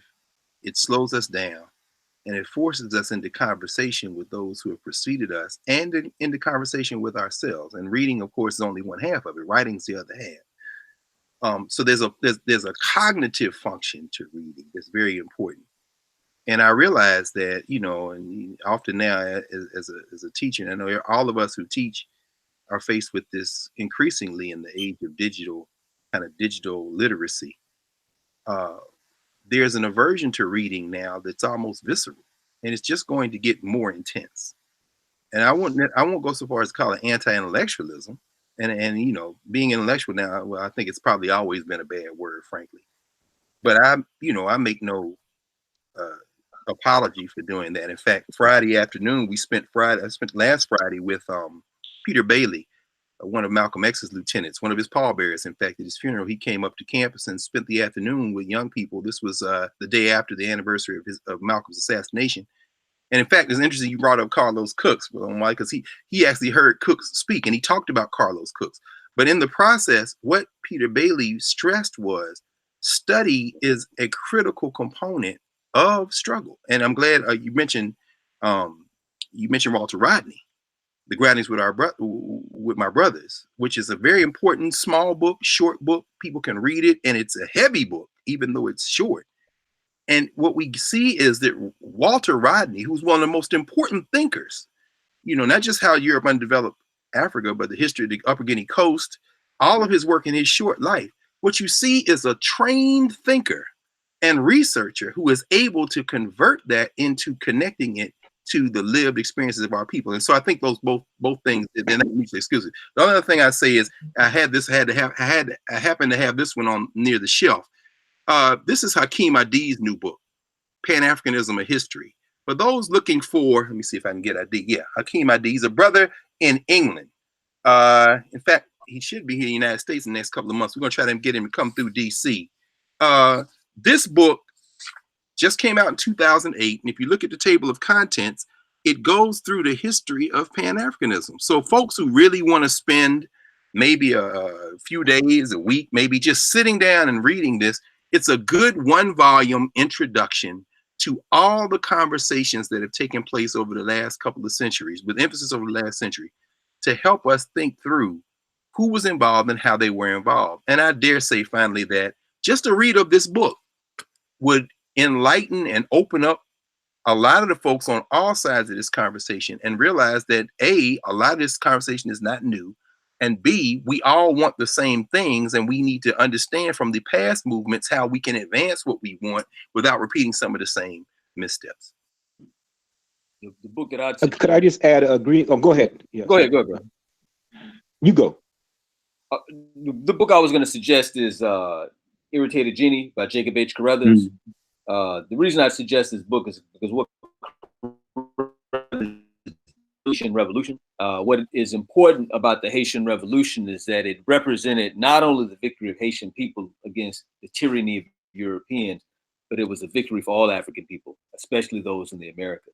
It illustrates the cultural and political tapestry which informed our movement, which continues to inform our movement. And the other thing that I'd suggest beyond the book is the Kazi. You know, the All African People's Revolutionary Party emphasizes that every African person should be a part of an organization. To Brother Dwayne's point, I think the best way to really understand Pan-Africanism is to get one's hands dirty. You know, it means start off by going to African Liberation Day in a few months, you know, and then having conversations, going to some of the panels. I'm sure if you're in a major city anywhere on this planet where there's a substantial number of African people, there'll be an African Liberation Day celebration. If you're in Chicago, hit me up. I'll let you know about the one that's here. And then these are great places, centrality of Pan-Africanism to our struggle. And go ahead, brother. I wanted to recommend sharing Dwayne's idea of the intimacy. I think I call it Pan-African intimacy, the relationships we have. I like to introduce Pan-Africanism to my students through memoir. And a book I like is called Kinship by Philippe Wamba. And Wamba's dad is a revolutionary from Congo, Wamba Diawamba, and his mother's African American. And so, what he's trying to do in the book is work out what it means to be both Congolese and African American. And there are lots of Pan-African themes that run throughout the memoir. And I think that's one way of pulling people in without getting them too bogged down in ideology? Okay, so we have a couple more questions. So we're gonna, questions from our program. So we're gonna try to speed it along. So hopefully we get them by 9. All right, so what is the political viability of the ADOS movement, and in particular, Tangibles 2020? I know we talked about this a little bit on the surface. What is the political viability of putting all your eggs in one basket as far as reparations, but also what's your follow-up plan after 2020? So anyone can jump in who wants to. I'll jump right in and say that I don't believe that ADOS or Tangibles 2020 is politically viable at all. And the reason why I make that argument is I don't believe that the movement is informed by history. I did a broadcast this past Friday where I broke down. I used Du Bois as an example. I used his public separation from Booker T. Washington in 1903, only to come back, 30 years later, in 1933, during the Great Depression, to make an argument for separation. And when that didn't work, Du Bois eventually moved into, well, we need to have a redistribution of wealth that can only happen through some type of socialist type program or communist program. But I think that that's important because when you look at Du Bois in 33, right, and then you fast forward to Martin Luther King, a lot of people don't know, but 10 days before the death of MLK, before his assassination, he gave an interview, and I forget, I have the transcript of the interview. But one of the things that he says in the interview, he reaches this Du Bois conclusion where he says, it may be necessary for us to use separation as a temporary way station on the road to power. I'm paraphrasing here. He says that it looks like we may be integrated, but we don't want to be integrated out of power. So in order to strengthen our position as a collective, it may be necessary for us to embrace voluntary segregation for a little while longer, just so that we don't get integrated out of power. And another recommendation I would recommend people look at is Du Bois in 1961. He wrote an essay. He gave a speech, Whither, Now, and Why. And when he talks about, it looks like, we are actually going to get reparations. I mean, not reparations. He says it looks like we are actually going to get integration, but these are the things we need to be concerned with. And if you go back and read that, it's prophetic. And the reason why it's prophetic is because Du Bois is intimately involved with the history, right? He's been engaged in the struggle. So sometimes when you see things before, right, like Dr. Carr said, when you read, you're having conversations with these people from that generation. So when you look back and say, okay, this was his assumption, this occurred, so his assumption was flawed and he was incorrect here. But if you don't know what his assumptions were in 1930, and you don't know what the assumptions were in 1960 or in 1990, then you'll be in 2020 making assumptions that we've had for the last 100 years that have already been proven flawed. And that's why I say that ADOS Intangibles 2020 is like, it's dead on arrival. The language is no different than the language of the 60s civil rights movement. I shared Dr. King's press release when he moved his station, his headquarters from Birmingham to Atlanta. And in that press release, he says, now is Dr. King used to talk in terms of zeitgeist. He used to say, we're at this zeitgeist moment where it gotta happen. And I see a lot of that same political euphoria around the ADOS movement. And I feel like it would dissipate if people took a sober assessment of the historical record. They would say, okay, this ain't it. The energy is good. We can use it for something, but what we're using it for right now is going to crash in 2020 and go the way of the Tea Party in 2010. That's my position. Anyone want to comment on that? Can I ask a question? That's when the ADOS movement, and I think we heard earlier, is there a discernible physical organizational infrastructure at all? I've been told. So there's a website that I know that much, Yeah. and the de facto leadership, as far as what I've been seeing, is Yvette Cornell and Antonio Moore. Yeah. I think from what I also see, Tariq Nasheed has kind of took over as far as being the one with the various following. So does anyone else know of an organization yet, or? They have a meeting coming up soon. Okay. Well, the reason I ask is because, I mean, like I said, in the wake of the Black Power kind of cresting in the late 60s, early 70s, of course, when Richard Hatcher, the first elected mayor of Gary, put the resources of Gary, Indiana, at the disposal of the group that came together for the 72 Gary convention, and a couple of years later in Little Rock and so forth and so on. We certainly see capitalism. We see the forces of capitalism do what they always do, which is co-opt a significant sliver of a kind of petty bourgeois. And you see Black elected officials begin to trend toward that kind of conservative mean. And that's the story of the last 50 years. But you also see a handful of progressive politicians. You know, we can talk back and forth about what we think Jesse Jackson was or wasn't, or what he does or doesn't represent. But I'm saying all that to say that you're talking about organizations. And of course, if we go back and study Gary in 1972, you see Amiri Baraka, you see a lot going on in that Gary convention that comes out of organization. Let's fast forward to 2019. You know, I don't know what ADOS is planning to do in terms of organization, but if it is ultimately to the benefit of our people, then it won't be harmful. Now, I don't, you know, all this virtual media stuff, all this virtual conversation, this could be, you know, obviously it's distraction. It could be whoever it is on social media. But once people get involved on the ground, we can talk about a different set of outcomes. The only other thing I would add is, you know, the critiques of the candidates for major, you know, for particularly the Democratic Party running for president are entirely valid, whether it be Cory Booker or Kamala Harris or Bernie Sanders, whoever you want to talk about.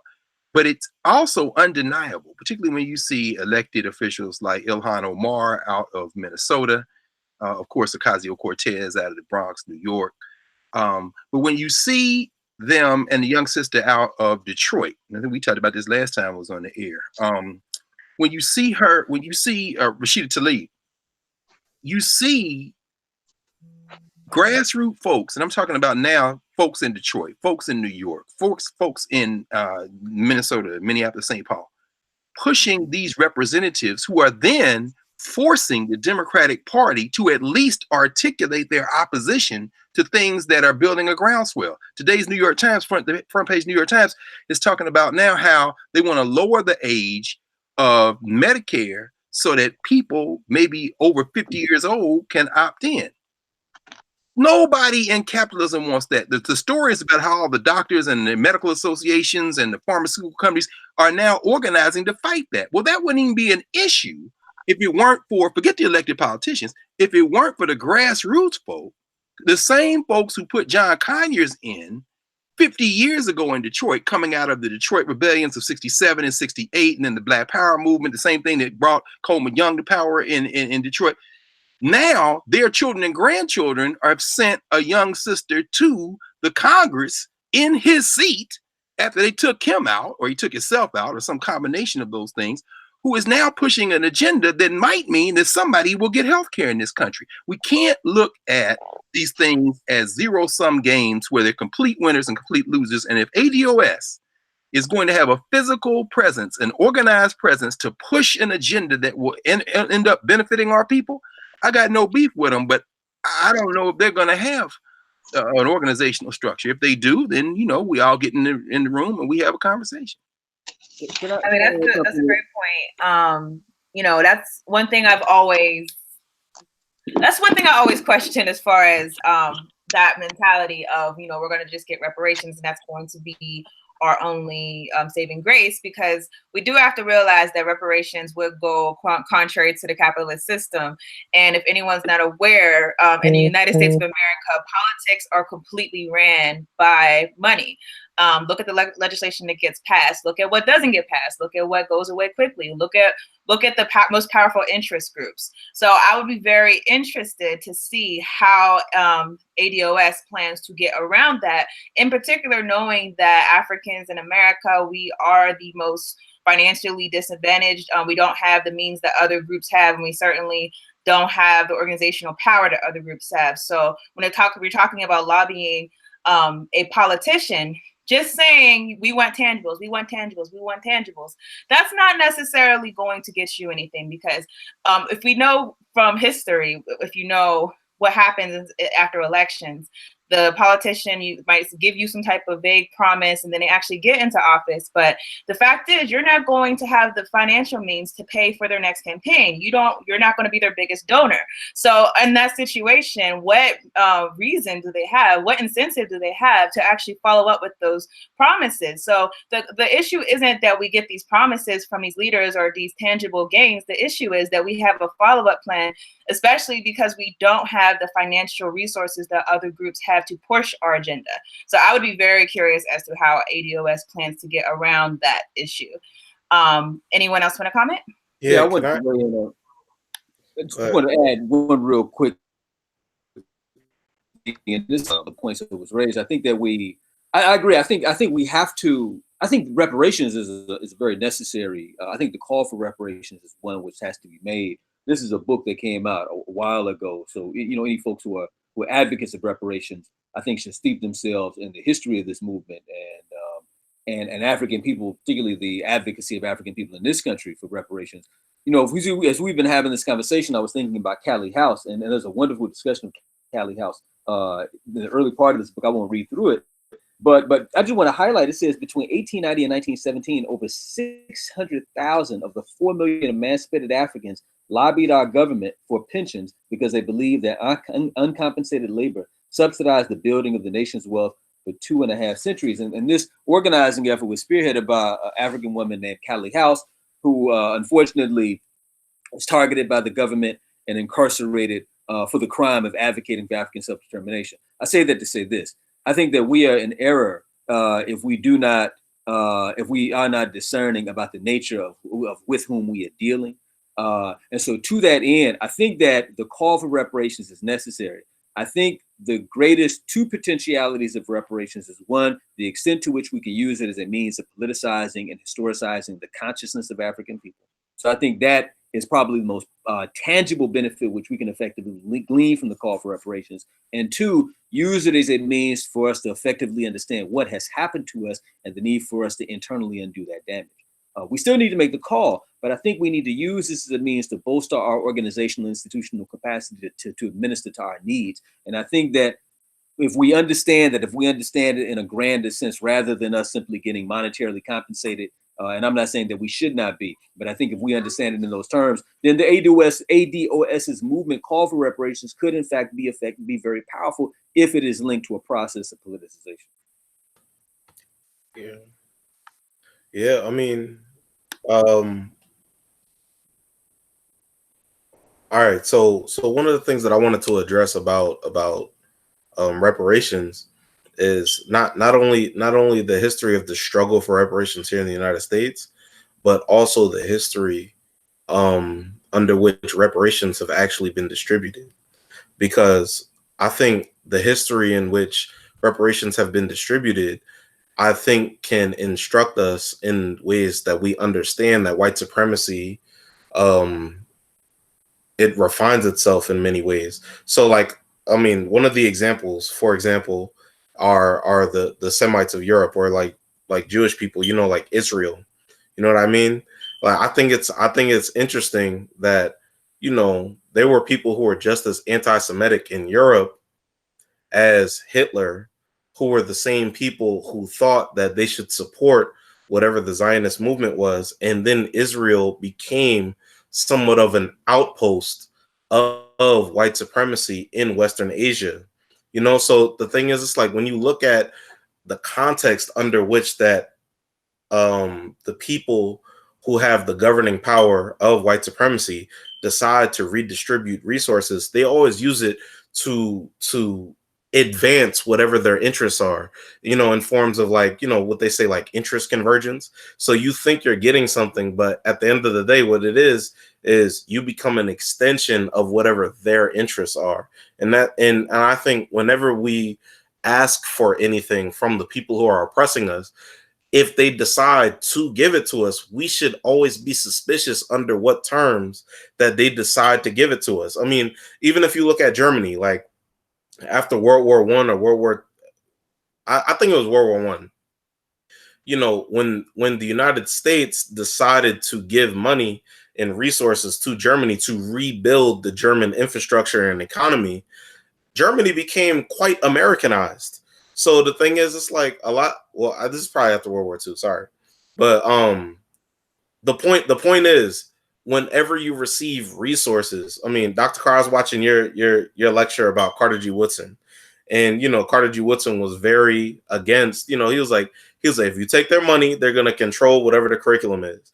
Same type deal when it comes to programs that affect national people or people or whatever.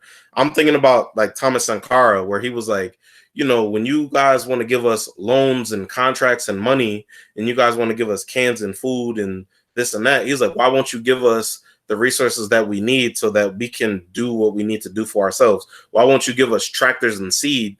Instead, you give us corn and canned corn, basically. So so it's like you're enabling a bigger complex, or you're enabling people who are dependent rather than enabling people to be self-determining or to be able to do for ourselves.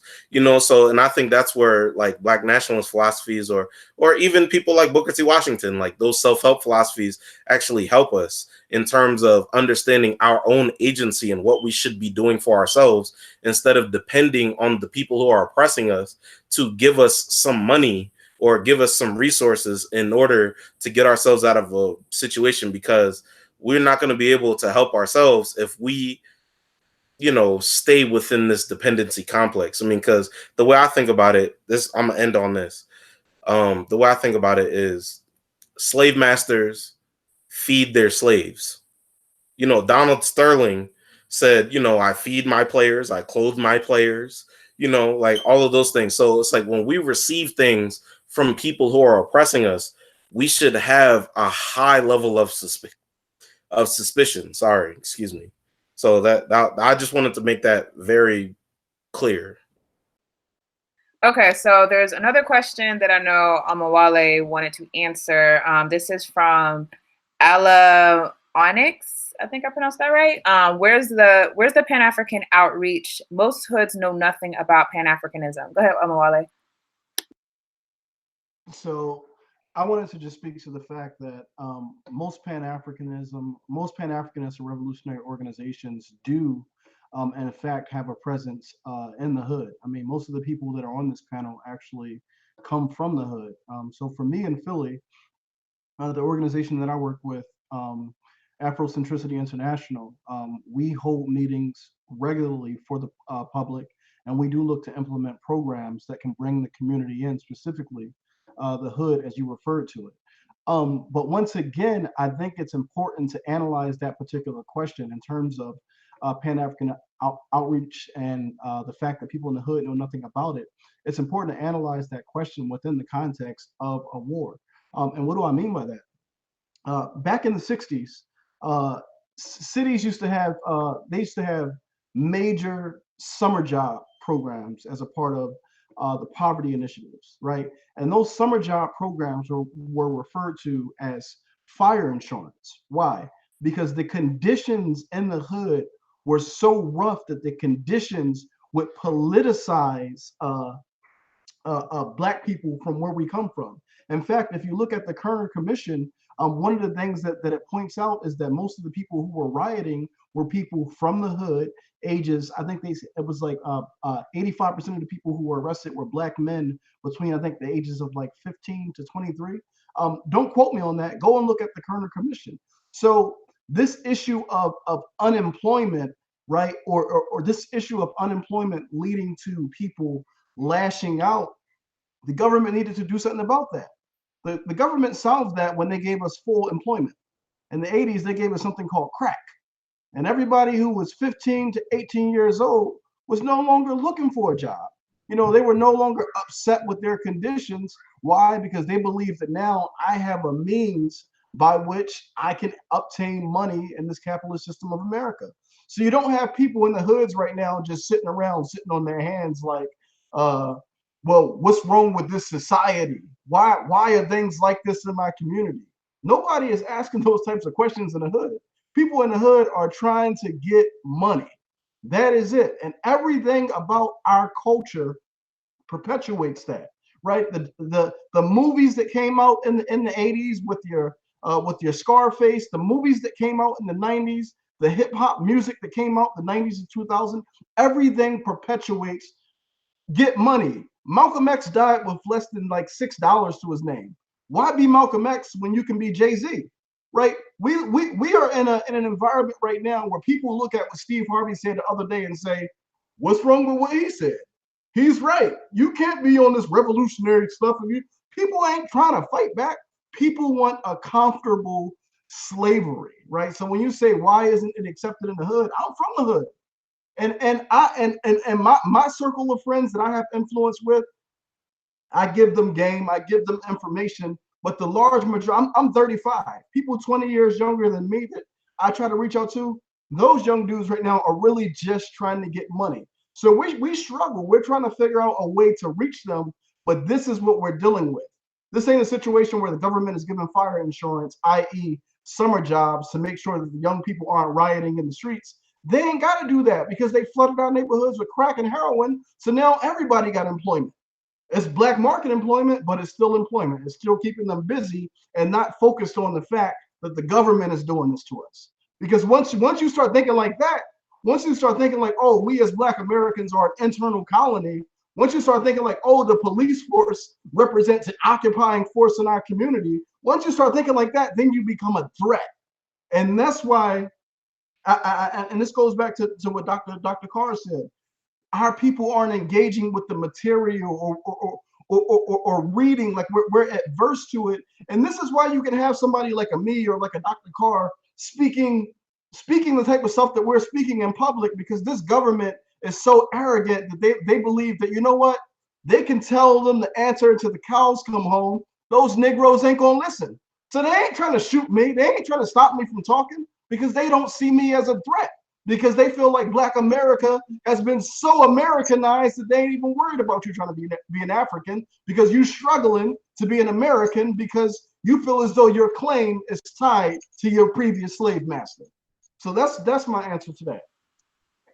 Okay, so we have one more question before we close out, and we talked a lot about reparations already, so I guess if you have any leftover thoughts on them, the particular question is thoughts on the movement for reparations, moral reparations versus punitive reparations.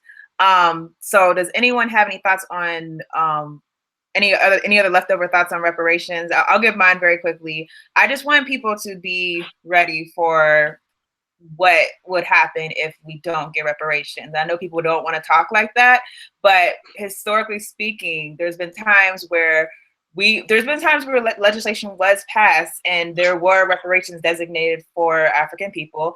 And what happened is that there was an administration change. And when you have administration change, then, you know, all the priorities change. Not only that, if we do get reparations, will it be something that is actually meaningful? Will it be enough? We're owed trillions of dollars, but as most people have already seen, I think there's a presidential candidate that proposed $100 billion. And when you break that down between every single person who is descended from slavery, that would probably be a few $1,000s for each person. So it wouldn't be something that would actually change our political situation in the United States. So I want reparations for my people, because I look at the things that happen to my people and it makes no sense that you have other groups who have been given reparations so easily when you have the people who actually built this country who are still not receiving a dollar or a dime. I want them for my people. Am I sitting here waiting for a government that I know is occupied by white supremacists or people who have a constituency that might be white supremacists, am I going to sit there and wait for that as my final means of liberation? I'm not willing to wait for that, especially knowing that this has been a fight for hundreds of years already. So does anyone have any leftover thoughts on reparations and what type are owed, punitive or moral? Any leftover thoughts? Yeah, I want to say one thing. There's actually 2 points. My entire problem with this ADOS movement and their call for reparations is it's framed from a moral perspective, and B, it is not. It removes. I had tweeted this out the other day that when you remove the struggle for reparations, when you remove it from the context of a revolutionary Pan-African struggle, reparations cease being about land, material, and machinery, and it becomes about money, right? So the first part of that is the fact that the ADOS is asking for reparations from a moral perspective. They're not asking for it from a punitive perspective. They're saying, hey, you guys wronged us, you know, I'm being facetious here, but you know, it would be nice, you know, if you gave us a check because, you know, we did slave and build, you know, the wealth of this country, and we are kind of doing bad now. And if you don't give us a check, we are going to starve in this country. So although we don't really have no power to make you give us the check, it would be nice if you gave it to us. For me, that's a moral perspective. You are appealing to the morality, right? You're appealing to look at the wealth gap. Look at the wealth gap. And my argument is that white people are already familiar with this. I don't like the moral position of asking for reparations. For me, it needs to be punitive. And in that regard, and what I mean by that is when reparations are paid by a defeated party, right? i.e., Haiti fought. They ended the slave system, but they lost the war. And as a result, they had to pay France reparations, right?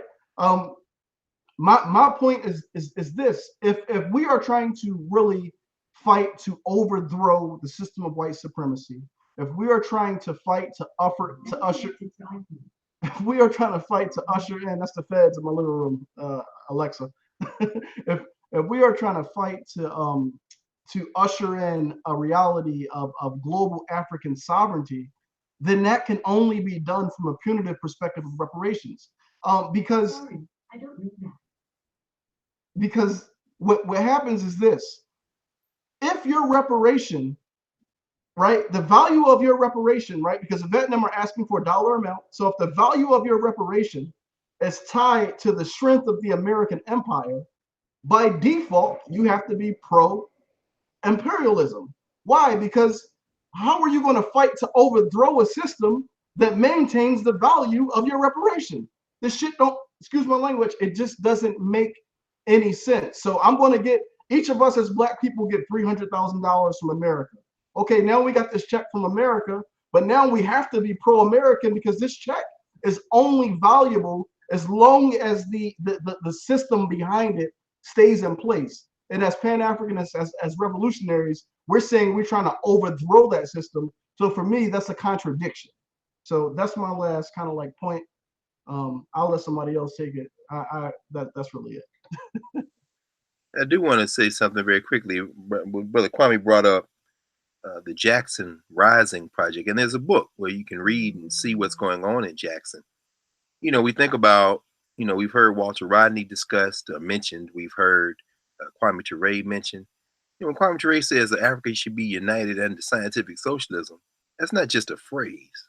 And I want to agree with you, brother Mwali, when you think about the fact that, you know, you can have a micro level like in Jackson, where you have these people's convenings, where you have using the taxes to redistribute wealth or to create programs. You know, there's a significant body of literature. You know, brother Kamal there had Dr. Rashid held up Ray Winbush's book. And, you know, reparations has been discussed. As you say, you go back to Callie House, you look at the book Mary Frances Berry wrote on her, My Face is Black is True, she and Isaiah Dickerson. You know, what is the form of reparations? Do you give all the HBCUs, for example, $3-4 billion for an endowment, thereby allowing everybody to go to school? Is that part of it? Do you create universal health care for everybody in the country, which would include African people? You know, some of the ADOS talking points sound like they could come straight out of the Trump-Pence campaign, and some of them sound like they could come out of Bernie Sanders or Kamala Harris campaign. In other words, are we talking about a universal income? You know, universal income is now being bandied about. Would that be a form of reparations? It isn't just about a check. As you said, if you put money in people's hands, they now have an investment in empire that is in direct contradiction to what they say they want. And so I guess as my final comments would be tonight, you know, it's very interesting, Sister African Esquire, when you raise the context of sovereignty as it relates to Native Americans and reparations. It is the nominal sovereignty in the American/Western legal universe that has enabled our Native American kin to have some nominal sovereignty, some nominal position out of which to exercise some form of reparations. Now, what does that look like? Well, it looks like in some places they're getting their reparations one nickel slot at a time, sometimes from our own grandparents who are getting on the river boats in Mississippi or going over to Ontario and gambling coming out of Detroit. But the point is, sovereignty exists in a Western legal system. That is the legal system out of which it operates. African people in this country are not sovereign people. If you want to talk about what it looks like to struggle for sovereignty within that legal framework, go ask our friend and brother Wesley Snipes, who probably should be getting some Academy Awards if they were honest, for what he did with Blade, which is basically set fire to what became the Marvel Cinematic Universe. But his left turn came by articulating a concept without a deep understanding of the framework we live in. I guess what I conclude with is this: the ADOS hashtag, I can't call it a movement as such until it kind of matures into some way of thinking that can really have a forceful debate and conversation with other ways of thinking. The ADOS hashtag, the ADOS social media phenomena, has a fundamental challenge. It has to work out the contradictions, many of which it may not even be aware of, because so far it's basically sloganeering. Until we understand these fundamental concepts, we won't even know what we're trying to struggle against. And we might even look up and realize that the things we claim we want are the things that our open enemies claim that they want. And they may just give them to us. And at that point, we have the real problem. Final thoughts from anyone else? Yeah, I'll add very quickly. I saw a couple of people in the chat were actually discussing about the Caribbean reparations claim. And the point that I always use the Caribbean to make to people who talk about reparations for African Americans here in the United States is that the Caribbean's got some serious political issues that they're dealing with. I know one of the issues that you've spoken about, African Esquire, was the land grab that's going on in Barbuda. The Africans in Barbuda are struggling for ownership of their land. So in a neo-colonial political context in the Caribbean, what will happen is if those Caribbean islands get reparations, you're still dealing with the IMF control, you're still dealing with the struggles over land. So I want to make the point that reparations isn't a magical solution that's just going to make all these political and economic issues that we're dealing with just suddenly go away because we're given reparations, whether it's a check or Caribbean countries are asking for technology. They want European governments to give them modern technology. So whatever form of reparations we're asking for, I just want to make that point that we still have to fight the struggles that we're dealing with. Reparations isn't just going to make all these issues magically go away. Brother Shabazz, looks like you're talking, but your mic's off.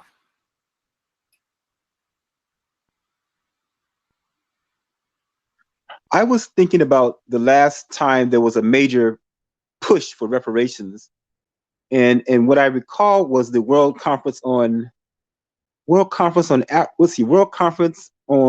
racism and xenophobia. Exactly.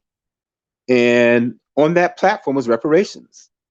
And this was 2011 in Durban, South Africa. There was reparations. Oh, I recall too that Colin Powell decided to disengage because they thought it was anti-Semitic, because anti-Zionism was one of the platforms. And it was a sort of a Marshall Plan for Africa. And so this movement, I think, had a lot of interest. There was a lot of media interest in the discussion about reparations then, and it was international debate about it. But what happened was that right after it adjourned, they had 9/11. Now I don't know if there's a connection between 9/11 and this movement or not, but I think it would be useful for us to look at what was happening at that moment in time to see that we don't make those same mistakes again in this iteration of the reparations movement. And also there are documents too. I would recommend folks look at the documents produced by WCAR on that particular framing of reparations, which is much more Pan-African international in its framing, but still I think useful and instructive for thinking about where we've been historically and how we can improve upon that model this time around. I just wanted to say one quick thing about the reparation struggle, and I really appreciate that Brother Shabazz brought up that conference, because there's a history of this movement. Again, people, whether they are advocates of ADOS or whether they identify themselves as ADOS or whatever they identify themselves as, that we understand the historicity of this movement. What I was going to say is I think that if we understand that not only are we deserving of reparations for the enslavement of our ancestors, but we are also deserving of reparations for the ongoing brutality and dehumanization to which our people are subject to up until the very moment and into the foreseeable future. So to that end, one of the things that I think that we need to do, and this is again dealing with the questions of historicity, if we're serious about this, we need to engage in the deliberate effort to divest from those institutions that have historically profited from our subordination. I remember, and this is out of the work of Cobra, and I remember Dr. Raymond Wimbush talking about these things years ago about the banks and the rail companies and all these institutions that were connected to that history. If we're serious about reparations, in addition to using this as an opportunity to effectively politicize our people and using this as a means of galvanizing our people around organizing to, again, create a context and structures for healing our folks and their bodies and minds and rebuilding our social structures, but also this becomes a call to action in terms of engaging in punitive responses against those institutions which continue to exist to this very moment that profited from our ancestors' suffering. And again, if we're serious, if we're just waiting around for the government to send us a check, we're not serious. But if we're serious, then we should be engaging in deliberate, organized actions against those people who have in the past and continue to profit from our people's oppression. Okay, so I think that's everyone. So thank you so much to our guests, Dr. Carr, Brother Shabazz, Dr. Rashid, Dwayne, Amawale. Thanks everyone for joining. One more time, do you want to just give your contact information in case anyone wants to? You forgot to thank Son of Malcolm. Oh, I didn't, because you two are regulars. I actually was thinking Dwayne Amawale, not Amawale. But Amawale and also Zach, thank you guys for still being here. And anyone want to give your contact information? Thank you, sis. Yeah, they can, all the smoke can be sent to @Afrikanism on Twitter, if you're on Twitter. And every once in a while, between reading and trying to do some teaching and learning, I may respond or I may just start laughing. But anyway, either way, that's where you can reach me. And thanks again, sis, for the name. Yeah, I'm at Kamal Rashid on Twitter, at KAMAURASHID, KamalRashid.com. And Brother Shabazz, do you have contact? Ghetto Intellectual on Twitter. Ghetto Intellectual. And Dwayne? I'm more active on Facebook and Twitter, so I guess you could find me on Facebook, Dwayne Wong, Omowale, Pan-African writer. And then Omowale and Zach? You can follow me on Twitter at Omowale Africa. Please send the smoke to the Afrikaner car. I don't want no smoke at all. But yeah, you can follow me on Twitter at Omowale Africa. It ain't real deep beef, brother. So you gotta have real good beef to have smoke. Most of this smoke is coming from inferior beef, so it's all good. Zach, what's your contact? Yeah, so y'all can catch me on Twitter, son_of_Malcolm, son of Malcolm, on Twitter. I don't know. I've been told that I'll be blacking on Twitter. I really thought I was being calm and casual and just being concise, but people think I'm blacking. But hey, I respond to people. DM me. You could talk to me. I'm very reachable. So just holler. All right, so I think this was a good discussion. Hopefully we'll have some progressive conversations and not attacks. So I look forward to seeing everyone's thoughts, and thank you all for joining. Thank you.